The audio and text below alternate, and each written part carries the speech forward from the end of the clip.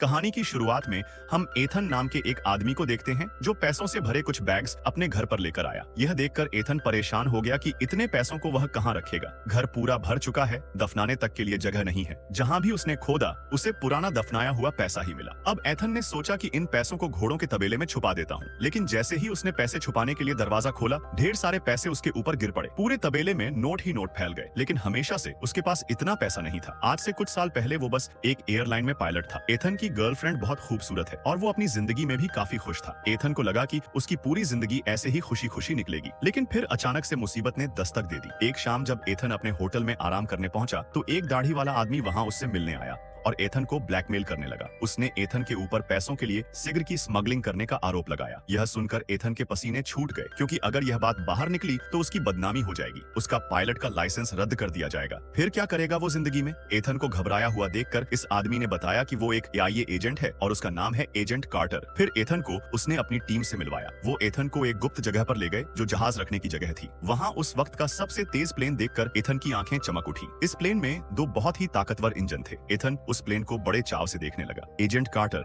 ये देखकर बहुत खुश हुआ और उसने एथन को उसका मिशन बताया। एथन को ये प्लेन सेंट्रल अमेरिका के दुश्मन देशों के ऊपर उड़ाना होगा। उसे प्लेन जमीन के पास थोड़ा नीचे उड़ाना है ताकि खुफिया तस्वीरें ली जा सकें। लेकिन ये खुफिया मिशन है, इसकी जानकारी एथन किसी को नहीं दे सकता, अपनी गर्लफ्रेंड सोफिया को भी नहीं। लेकिन एथन को इस वक्त किसी भी चीज की परवाह नहीं थी। वो बस अपने सपनों के जहाज को उड़ाने के लिए उतावला था। एजेंट कार्टर ने दरवाजे खोले ताकि एथन जहाज की टेस्ट ड्राइव ले सके। घर जाकर उसने सोफिया को बताया कि मुझे अभी वाली नौकरी छोड़नी है, क्योंकि मुझे एक दूसरी कंपनी में बहुत अच्छा काम मिला है। उसने अपने मिशन का कोई जिक्र नहीं किया। सोफिया को ये बात बड़ी ही अजीब लगी। कोई पायलट एक एयरलाइन में कैप्टन की नौकरी छोड़कर एक अनजान कंपनी में क्यों काम करना चाहेगा? उसी रात एक फ्लाइट के दौरान एथन अचानक से कॉकपिट छोड़कर निकल गया अपनी जिंदगी की एक नई शुरुआत करने। उसके बाद से एथन एजेंट कार्टर का आदमी बन गया। वो सेंट्रल अमेरिका के देशों में अंदर तक जहाज उड़ाता और हर तरह के खतरे का सामना करता ताकि वो खुफिया तस्वीरें ले सके। हर बार सफर बहुत खतरनाक होता, लेकिन एथन को अब इसी में मजा आने लगा था। एजेंट कार्टर ने जब तस्वीरें अपने सीनियर्स को दिखाई तो लोग बहुत तारीफ करने लगे, लेकिन अभी तक एथन ने सोफिया को कुछ नहीं बताया था। उन दोनों की शादी भी हो गई और अब एक बेटी भी है, लेकिन एथन की आमदनी अब कुछ खास नहीं हो रही। एथन ने एजेंट कार्टर से कहा कि देख भाई, इतने में तो गुजारा नहीं हो सकता ना आदमी का, कुछ करना। लेकिन एजेंट कार्टर ने इस बारे में कुछ नहीं किया। अब एजेंट कार्टर ने एथन को पनामा में एक नया मिशन सौंपा। एथन को ऐसे मिशन की आदत हो चुकी है, उसने बड़े आराम से यह काम पूरा कर लिया। देखते ही देखते 1980 शुरू हो गया। एथन कोलंबिया में जहाज का फ्यूल भरने रुका तो अचानक उसे ढूंढते हुए 3 आदमी वहां पहुंचे। ये गुंडे खुलेआम बंदूक लिए घूम रहे थे। उन्होंने धमकाकर एथन को गाड़ी में बिठाया। एथन के पास कोई चारा तो था नहीं, इसीलिए वो चुपचाप उनके साथ उनके बेस पर चला गया। वहां उन्हें इनका लीडर विक्टर रामोस मिला। विक्टर एथन की असली पहचान जानता है और यह भी कि वो सेंट्रल अमेरिका के देशों की खुफिया तस्वीरें लेता है। ये सुनकर एथन घबरा गया और सफाई देने लगा कि वो सिर्फ एक आम कंपनी के लिए काम करता है, न कि AIA के लिए। विक्टर पूरा सच जानता ही था तो वो हंसने लगा। विक्टर ने एथन से कहा कि मैं तुम्हें कोई नुकसान नहीं पहुंचाना चाहता, बस थोड़ी सी स्मगलिंग करनी पड़ेगी मेरे लिए। उड़ते हुए जाओगे, मेरा थोड़ा सामान वहां ले जाना। इसके बाद विक्टर एथन को अपने फार्म पर ले गया, ये समझाते हुए कि माल की स्मगलिंग कितनी मुश्किल है। इसी काम के लिए उसे एथन की मदद चाहिए थी। हर डिलीवरी के पूरे होने पर वो एथन को 1 किलो का $2000 देगा। एथन ये सुनकर बहुत ज्यादा खुश हो गया। इस सब में तो फोटो खींचने से भी ज्यादा पैसे मिलेंगे। लेकिन जब उसने पूरे सिस्टम को समझा तो एथन को समझ आया कि कमी कहां पर है। जो रनवे विक्टर ने बनाया था वो बहुत ज्यादा छोटा है और बहुत से पायलट पहले भी टेक ऑफ करते हुए मर चुके हैं। एथन ने कहा कि ये रनवे थोड़ा लंबा कर लो ना, पैसे की कमी है तुम्हारे पास। लेकिन विक्टर ने कहा कि अगर काम करना है तो करो, नहीं तो निकलो यहाँ से, सुझाव देने की जरूरत नहीं है। ये सुनकर तो एथन की ईगो हर्ट हो गई। उसने फैसला लिया कि अब तो मैं इतने ही रनवे में उड़ा के दिखाऊंगा प्लेन। एथन ने कहा कि ये डिलीवरी तुम्हारे हिसाब से नहीं होगी, मैं बताऊंगा कि सामान कैसे डिलीवर होगा। उसने विक्टर को एक जगह बताई कि वहाँ खुले मैदान है, मैं प्लेन को बिल्कुल नीचे ले जाकर सामान गिरा दूंगा, वहाँ तुम अपने आदमी भेजकर सामान उठवा लेना। विक्टर मान गया और सारा सामान लोड करवाया। जैसे ही जाने की तैयारी पूरी हुई, एथन ने देखा कि प्लेन के अंदर विक्टर का एक आदमी पायलट की जगह पर बैठा है। लेकिन एथन ने समझाया कि इस प्लेन में पहले ही काफी सामान है, इससे ज्यादा भार नहीं उठा सकता प्लेन, इसे नीचे उतरना होगा। विक्टर ने उस आदमी को उतार लिया और फिर एथन निकलने लगा। विक्टर ने गुड लक के तौर पर एथन को एक क्रॉस तोहफे में दिया। एथन ने उड़ान भरी, इस बात से अनजान कि विक्टर और उसके आदमी उसकी जान पर सट्टा लगा रहे थे कि वो प्लेन को यहाँ से उड़ा भी पाएगा या नहीं। एथन ने पूरी समझदारी समझदारी से टेक ऑफ किया, लेकिन सामान भारी होने की वजह से प्लेन एक बार को तो नीचे आ गया था, लेकिन फिर वो दोबारा से उड़ाते हुए पेड़ों के बीच से उसे ले गया। लेकिन जैसे ही एथन यूएसए की एयर स्पेस में पहुंचा, वो मिलिट्री के रडार में आ गया। इस बात से अनजान एथन जल्दी ही उस पॉइंट की तरफ बढ़ने लगा जहां उसे सामान छोड़ना है। एथन ने ऑटो पायलट दबाया, नीचे का हैच खोला और सामान नीचे गिरा दिया। इसी के साथ एथन की डिलीवरी पूरी हो गई थी। अगली बार जब एथन कोलंबिया आया तो विक्टर और उसके भाइयों ने उसके लिए वेलकम पार्टी रखी और एथन को उसका कमाए हुआ पैसों से भरा बैग दिया। लेकिन इससे पहले एथन अपनी खुशी मना पाता, कुछ फौजी वहां पर आ गए और विक्टर के बंगले को घेर लिया। विक्टर ने एथन से कहा कि तुम अंदर ही रहना, और वो खुद हालात संभालने के लिए बाहर निकल गया। लेकिन एथन कभी भी धुआंधार गोलीबारी के बीच नहीं आया था और उसकी घबराहट बढ़ती जा रही थी। एथन ने पैसे उठाए और विक्टर और उसके आदमियों को ढूंढने बाहर निकल गया। लेकिन एथन को फौज के आदमियों ने पकड़ लिया और बाकी सबको भी। कुछ दिन बाद विक्टर और उसके आदमियों को तो बेकसूर कहकर छोड़ दिया गया और सिर्फ एथन जेल में रह गया। जब एथन वहां पर बंद बहुत परेशान हो रहा था, तभी अचानक एजेंट कार्टर वहां आया। एथन के मुंह पर कई नील पड़े थे और 2 दांत भी टूट चुके थे। लेकिन एजेंट कार्टर ने बताया कि तुम्हारे ऊपर ड्रग्स स्मगलिंग का आरोप लगा है और कल सुबह 6 बजे पुलिस तुम्हारे घर की तलाशी लेगी। यह सुनकर एथन को बहुत दुख हुआ। वो अपने परिवार को इस सब में नहीं घसीटना चाहता था। उसने कंटिन्यूअसली एजेंट कार्टर से मदद की भीख मांगी। एथन समझ ही नहीं पाया कि वो एजेंट कार्टर के जाल में फंसता जा रहा है। एजेंट कार्टर ने कहा कि हाँ, मैं तुम्हारी मदद कर सकता हूँ, लेकिन तुम्हें भी बदले में कुछ करना होगा। हाल ही में वहीं पास के एक देश में सरकार बदल गई है और उस प्रेसिडेंट का बहुत से लोग विरोध कर रहे हैं और अब यूएस की सरकार चाहती है कि उस देश में सरकार का विरोध करने वालों को हम पैसा और हथियार भेजें, लेकिन किसी को पता ना चले कि हमने भेजे हैं। अमेरिका का नाम नहीं आना चाहिए कहीं पर। इस काम को करने का जिम्मा एजेंट कार्टर के ऊपर ही आया था और अब तो उसके पास एक काबिल पायलट भी है। एजेंट कार्टर एथन का क्रिमिनल रिकॉर्ड तो नहीं मिटा सकता, लेकिन उसने एथन को सलाह दी कि तुम्हें घर बदलना होगा। एक छोटा सा शहर है मीना, वहाँ पर मिलना मुझसे। एथन के पास कोई रास्ता तो था नहीं, इसीलिए उसने घर पहुंचकर सोफिया और अपनी बेटी को उठाया और कहा कि जल्दी से बैग पैक करो, हम जल्द ही यहाँ से निकलेंगे। एथन की इस हरकत से सोफिया को शक हुआ। सोफिया ने बार बार पूछा कि हो क्या रहा है ये सब, लेकिन एथन कुछ भी समझाने की हालत में नहीं था। उसने सोफिया से कहा कि मुझ पर भरोसा रखो। सुबह होते ही पूरा परिवार सारा सामान बांधकर उस जगह से निकल गया। वो तीनों अब उस छोटे से शहर मीना में पहुंचे जहां पर सिर्फ 2000 लोग रहते थे। ये लोग एक टूटे फूटे घर पर पहुंचे जहां एजेंट कार्टर ने उनके रहने का इंतजाम किया हुआ था। अब साल 1981 में एथन ने हथियारों का ट्रांसपोर्ट करना शुरू किया। हथियारों से भरा बैग लेकर अब एथन निकारागुआ देश पहुंचा। एथन को लगा कि ये लोग उसका स्वागत करेंगे, बल्कि वहां पहुंचकर पता चला कि इन लोगों को हथियारों में कोई दिलचस्पी नहीं है, बल्कि उन्होंने एथन के चश्मे और जूते छीन लिए, जिससे एथन को गुस्सा आ गया। उसने तुरंत एजेंट कार्टर को फोन किया और किस्सा समझाया, लेकिन एजेंट कार्टर ने कुछ खास जवाब नहीं दिया। एजेंट कार्टर ने कहा कि एथन का काम हथियार सही वक्त पर सही जगह पहुंचाना है, उन लोगों को नई चलाने ना चलाएं। लाचार होकर एथन दोबारा से उस देश में गया डिलीवरी करने, लेकिन इस बार वो अपने बचाव के लिए बेसबॉल बैट साथ लेकर गया था कि आगे बढ़े ना, माथा फोड़ दूंगा मैं, चुपचाप बंदूकें लो और निकलो यहाँ से। इस बार उसने इन विरोधियों को कुछ तोहफे भी दिए। हैरानी तब हुई जब विक्टर और उसके 2 भाई भी उस जगह आ गए, पर वो यहाँ लड़ने नहीं आए थे,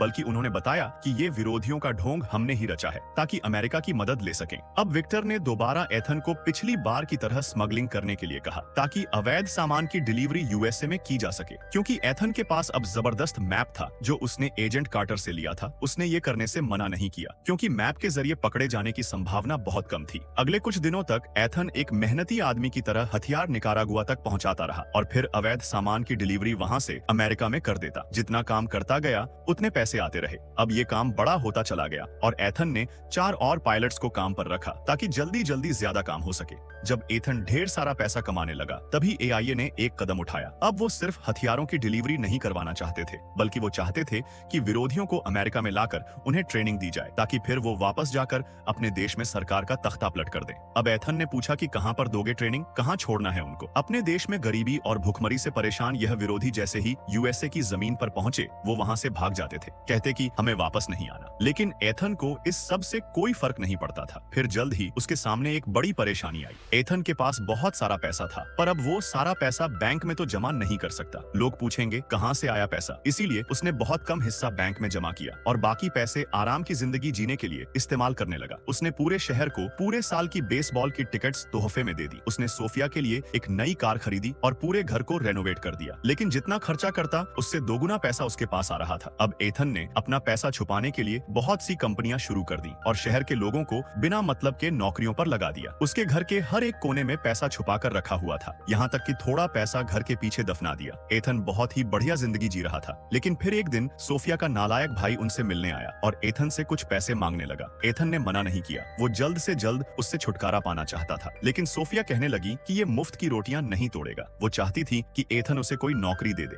अब सोफिया की बात एथन टाल नहीं सका। उसने उसके भाई जेबी को प्लेन के हैंगर में ले गया, जहां उसे साफ सफाई के काम पर लगा दिया। अब कहानी उसी जगह पहुंच गई जहां से शुरुआत हुई थी। एथन अपने घर पर नोट छुपा रहा था। वो तबेले में फैल चुके नोटों को हटा ही रहा था कि तभी उसने जेबी को वहां आते देखा, एक नई गाड़ी और अपनी गर्लफ्रेंड के साथ। सोफिया गुस्से में आ गई जब उसे पता चला कि उसका भाई कोई काम नहीं कर रहा, पैसे चुरा के इधर उधर घूम रहा है। एथन ने उससे पूछा कि पैसे कहां से आए, तो उसने कहा कि सफाई करते हुए मुझे एक बैग मिला जो पैसों से पूरी तरह भरा हुआ था। मैंने उसी पैसे से ये गाड़ी खरीदी है। एथन को गुस्सा तो बहुत आया, पर उसे समझ नहीं आया कि करें तो करें क्या। इसके बाद से एथन बहुत ही लापरवाह होता गया। लगभग 2 साल बाद पुलिस की नजर एथन के ऊपर पड़ी। एथन को पकड़ने के लिए डीएस यानी ड्रग एनफोर्समेंट एजेंसी ने एक जाल बिछाया, लेकिन एथन जहाजों के बारे में सब कुछ जानता था। उसे पता था कि डीएस के जहाज तेज तो हैं, लेकिन उनकी रेंज ज्यादा नहीं होती। एथन पूरी रात समुद्र के ऊपर गोल गोल घूमता रहा और जल्द ही पुलिस के प्लेन्स का फ्यूल खत्म हो गया और उन्हें वापस मुड़ना पड़ा। लेकिन अब एथन के ऊपर सिर्फ डीएस ही नहीं, एफबीआई की भी नजर थी। जिस हिसाब से एथन के पास पैसा आ रहा था, वो उनकी नजर में आ गया था। जल्द ही एफबीआई के कुछ लोग मीना पहुंचे जांच करने। एफबीआई के एक एजेंट ने देखा कि वहां पर बैंक ही बैंक खुले हुए हैं और एक से बढ़कर एक महंगी गाड़ियां सड़कों पर चल रही हैं। वो समझ ही नहीं पा रहे थे कि आखिर इस शहर के लोगों के पास इतना पैसा आ कहां से रहा है। एक और मिशन के दौरान एथन अब बॉर्डर पेट्रोल की नजर में भी आ गया था। जिस तरह डीएस को एथन ने चकमा दिया था, उस बात को ध्यान में रखते हुए बॉर्डर पेट्रोल वालों ने एथन के प्लेन जैसे ही 2 और प्लेन भेजे, ताकि इस बार किसी भी हालत में एथन पकड़ा जाए। एथन ये देखकर गुस्से में नीचे की तरफ बढ़ने लगा और हाईवे के ऊपर ही प्लेन लैंड करने लगा। लैंड होते ही जब एथन प्लेन से उतरा, उसने सड़क पर मौजूद बच्चों की तरफ थोड़े पैसे फेंके, उनकी साइकिल ली और वहां से गायब हो गया। अभी एथन ने सांस भी नहीं ली थी कि तभी विक्टर का फोन आया। डीएस विक्टर के पीछे भी पड़ी थी, इसीलिए अब एथन को कोलंबिया में नहीं रह सकता था। वो वहां से भागकर निकारागुआ आ गया, जिसके बाद एथन भी वहां के लिए निकल गया। जैसे ही एथन गया, जेबी ने एक पैसों से भरा बैग उठाया और अपनी नई गाड़ी लेकर मौज मस्ती करने के लिए निकल गया। उसके हाथ में पैसों से भरा सूटकेस था और वो एक रेस्टोरेंट में घुस गया। वहां देखा कि पुलिस वाले खाना खा रहे हैं। डर कर जेबी अचानक भागा, लेकिन पुलिस वालों ने उसका पीछा करके उसे पकड़ लिया। इस वक्त एथन विक्टर से मीटिंग कर रहा था। जैसे ही सोफिया से इस पूरी घटना की खबर मिली, एथन जल्द से जल्द वापस मीना पहुंचा। उसने शहर के सबसे महंगे वकील को बुलाया जेबी को छुड़वाने के लिए। लेकिन विक्टर को शक हो गया कि कहीं जेबी ने पुलिस को सब कुछ बता तो नहीं दिया, तो उसने एथन से कहा कि मैं तुम्हारी मदद करूंगा इस सब को ठीक करने में। एथन समझ गया कि अगर मामला इसने अपने हाथ में लिया तो खून खराबा होगा। एथन ने बहुत मना करने की कोशिश की, लेकिन विक्टर नहीं माना। इसके बाद एथन जेबी से मिलने के लिए भागा। जैसे ही जेबी स्टेशन से निकला, जिंदगी गुजारने के लिए पैसे हैं और एक पासपोर्ट के साथ प्लेन की टिकट्स भी हैं। एथन चाहता था कि जेबी देश छोड़कर चला जाए, लेकिन जेबी को लगा एथन उसे भगाना चाहता है। गुस्से में जेबी ने एथन से कहा कि हर महीने पैसे पहुंचने चाहिए मेरे तक, वरना पुलिस को सब कुछ बता दूंगा मैं। गुस्से में जेबी ने एथन से कहा कि मैं तुम्हें सब सिखा दूंगा। एथन गाड़ी से उतरकर जेबी के पीछे दौड़ा, लेकिन तभी जेबी ने डर कर गाड़ी स्टार्ट की और वहां से भाग आई। थोड़ी दूर जाते ही गाड़ी में जबरदस्त धमाका हुआ, जिसमें जेबी मारा गया और पैसे इधर उधर उड़ने लगे। एथन एक बार के लिए तो भौंचक्का रह गया, पर अंदर ही अंदर उसने समझ लिया कि ये विक्टर का काम है। एथन ने अपनी गाड़ी से जेबी की गाड़ी को खींचना शुरू किया और उसे जंगल में छोड़ दिया। वहीं सीआईए को पता चल गया कि जो हथियार निकारागुआ भेजे गए हैं, वो ड्रग ट्रैफिकिंग करने वालों के हाथ लग गए हैं। निकारागुआ से लाए गए विरोधी जिन्हें ट्रेनिंग दी गई थी, उनमें से बहुत कम लोग ट्रेनिंग पूरी करके वापस लड़ने गए। अब सीआईए वालों को समझ आया कि इनको बुलाकर ट्रेनिंग देना बहुत बड़ी बेवकूफी थी और एजेंट कार्टर से ये सारा मिशन कैंसिल करने के लिए कहा। जब एथन ने उन सबको वापस जाते देखा, तो उसने एजेंट कार्टर से पूछा कि अब क्या, आगे कुछ काम नहीं दोगे? लेकिन एजेंट कार्टर ने कोई जवाब नहीं दिया, बस कहा कि मेरे अगले इशारे का इंतजार करना। अब एथन समझ गया कि वो बुरी तरह फंस चुका है और एजेंट कार्टर को अब उसकी कोई जरूरत नहीं है, तो वो उसका साथ भी नहीं देगा। अगले ही दिन जब एजेंट कार्टर ऑफिस पहुंचा, उसने कहा कि एथन से जुड़े हुए सारे कागजात जला दो, उसका हमसे कोई लेना देना नहीं होना चाहिए। वहीं एथन ने अपनी पूरी टीम को तैयारी करके भागने के लिए कहा। जैसे ही एथन और उसके साथी भागने की तैयारी कर रहे थे, वहीं डीए, एटीएफ, एफबीआई, पुलिस हर कोई आ गया। जल्द ही उन्होंने उसे हिरासत में ले लिया और प्रोसिक्यूटर के ऑफिस में ले गए ताकि उसके किए की उसे ज्यादा से ज्यादा सजा दिलवाई जा सके। इसी बीच एथन उन सबको घूस देने की कोशिश कर रहा था। तुम सबकी जिंदगी बना दूंगा मैं, 1 करोड़ दूंगा, 1-1 करोड़ सबको, चलो नहीं ना 10 करोड़ दूंगा। लेकिन तभी अचानक वकील को एक फोन आया। एथन समझ गया कि कुछ तो बदल गया है। प्रोसिक्यूटर गुस्से में बाहर आई और एथन की हथकड़ियां खोलने के लिए कहा और उसे एक फोन ने आजाद कर दिया। जैसे ही वो बाहर निकला, सूट में 2 आदमी उसे गाड़ी में बैठाकर ले गए। एथन को लगा कि ये एजेंट कार्टर के आदमी हैं, लेकिन उसे वहां से डायरेक्ट एयरपोर्ट ले जाया गया और वहां से सीधा एथन पहुंचा व्हाइट हाउस में। अब एथन को प्रेसिडेंट से मिलना था तो वो काफी घबराया हुआ था। वो समझ नहीं पा रहा था कि उसे यहाँ क्यों लाया गया है। CIA के डायरेक्टर और आर्मी कर्नल ने यह फैसला लिया कि एथन एक आखिरी बार विक्टर से डील करेगा ताकि इस मौके का फायदा उठाकर विक्टर की खुफिया तस्वीरें ली जा सकें। ये ऐसे सबूत होंगे जिन्हें झुकाया नहीं जा सकेगा। एथन यह काम करने को तैयार तो हो गया, लेकिन वो बहुत घबरा रहा था। अगर विक्टर रामोस को भनक तक लग गई कि एथन उसे फंसाना चाहता है तो वो उसके चिथड़े उड़ा देगा। अपने परिवार से अलविदा कहकर एथन और उसके असिस्टेंट ने एक सफर शुरू किया। वो एक तूफान से गुजरते हुए निकारागुआ पहुंचे। जैसे ही प्लेन का दरवाजा खोला, फौजी बंदूकें लेकर तैनात हो गए। एथन घबरा गया, समझाने लगा कि ये सिर्फ एक तोहफा है। तभी विक्टर वहां पहुंचा। उसने अपने फौजियों से कहा कि इसे मार दो। एथन बहुत ज्यादा डर गया, पर तभी विक्टर हंसने लगा और अपने फौजियों को पीछे हटने को कहा। विक्टर का मजाक करने का अलग ही तरीका था। अब एथन ने थोड़ा शांत होकर विक्टर और उसके साथियों को सारे हथियार दिए। एथन के साथी ने चुपके से खुफिया कैमरा चालू किया, जिससे विक्टर और उसके साथियों के चेहरे साफ रिकॉर्ड हो गए। अब पुलिस के पास उनके खिलाफ ठोस सबूत आ गए।